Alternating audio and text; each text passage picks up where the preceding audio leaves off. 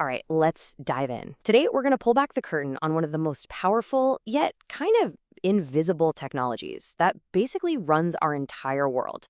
We're going from this total chaos you see on screen to the beautiful clarity of a perfectly organized system. We're going to figure out how databases actually work. Let's do this. I mean, really think about it for a second. Your social media feed, your banking app, Spotify, they're all juggling just insane amounts of information all at once without ever really breaking a sweat. So, how on earth is that possible? Well, I'll tell you. It's not magic. It's just brilliant design. And that's it. That's the big secret for this whole explainer. Before you can store even one piece of data, you need a plan. It's just like building a skyscraper. You wouldn't just start throwing up steel beams, right? No, it all starts with a solid blueprint. So here's how we're going to break it all down. First, we'll look at that blueprint for our data. Then we'll see how we organize everything with tables. After that, we'll connect the dots between those tables. And finally, we'll see the whole thing in action. Okay, first things first, the blueprint. Before we can organize anything, we have to figure out what it is we're even organizing. This step is all about just identifying the fundamental pieces of the puzzle. So the most basic piece of that puzzle is something called an entity. And honestly, it's just a fancy word for anything you want to keep track of. So if we're building a system for a university, the obvious things would be, students, courses, maybe professors. Each one of those is an entity. Simple as that. And this slide, wow, it just lays out the entire language perfectly. You've got your nouns, those are the entities. Then you've got the adjectives that describe them. We call those attributes, like a student's name or their major. And finally, you have the verbs that link them all together, the relationships, like how a student enrolls in a course. Seriously, that's it. Nouns, adjectives, and verbs. That is the entire blueprint. Okay, so we've got this plan, right? This abstract idea of students and courses and how they connect. But what do we actually do with it? How do we take these concepts and build them into a structure that a computer can actually understand? And the answer is almost ridiculously simple. We use tables. Yeah, that's it. A format you totally already know. It looks just like a spreadsheet. A simple grid of rows and columns. This basic structure, right here, is the building block for some of the most powerful databases on the planet. Check this out, because this is where the magic happens. We're just translating words. That entity from our blueprint, that just becomes a table. An attribute, like student name, that's now a column in our table. And every specific student we add, that's a row. See? The fancy theory stuff maps directly to a simple structure we can all get our heads around. Okay, let's make this real. Here's our student table, which we'll call STT. Every single row is one unique student, and every column holds a specific piece of info about them, their ID, their name, their degree, and so on. And just like that, our abstract idea of a student now has a real concrete home.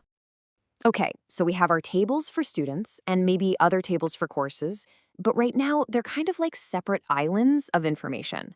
The real power, the magic of a database, comes from building bridges between them. And that's what we're going to do next. Now, to build those bridges, the very first tool we need is something called a primary key. You can think of it like a social security number or maybe a fingerprint. It's one piece of information in a column that is absolutely 100% guaranteed to be unique for every single row. It's the ultimate way to tell things apart.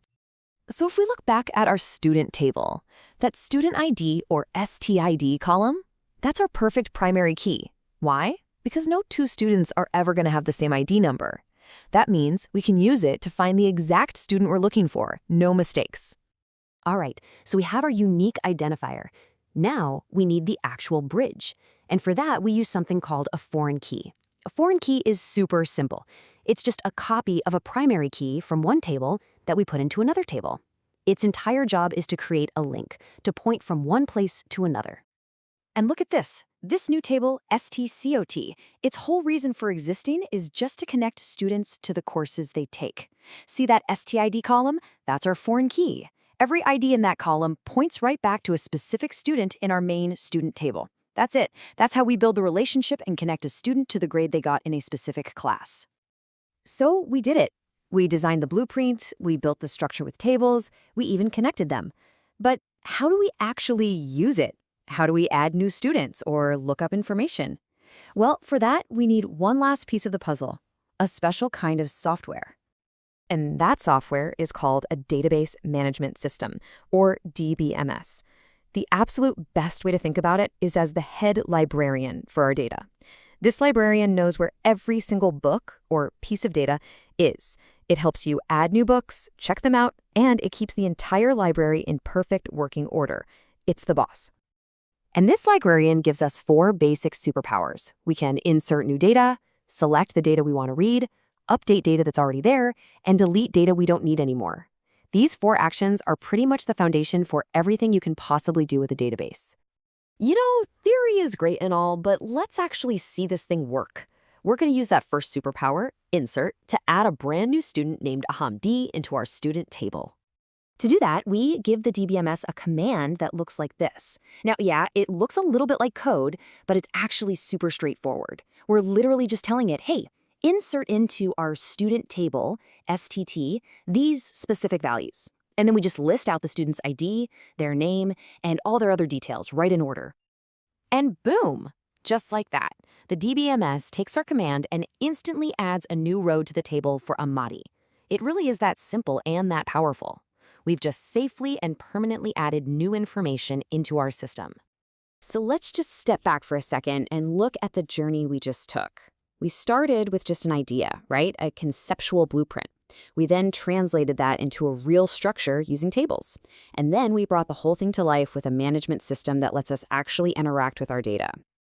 And this is the big takeaway right here. This exact process, from the idea to the tables to the system that runs it, this is the fundamental pattern behind pretty much every app, every website, every single digital service you use every single day. So I'll leave you with this thought. This incredibly powerful system is really just built on 3 simple ideas: things, what they're like, and how they're connected. Now that you understand the blueprint, what messy, complex part of your own world could you maybe bring a little order to? Thanks for watching.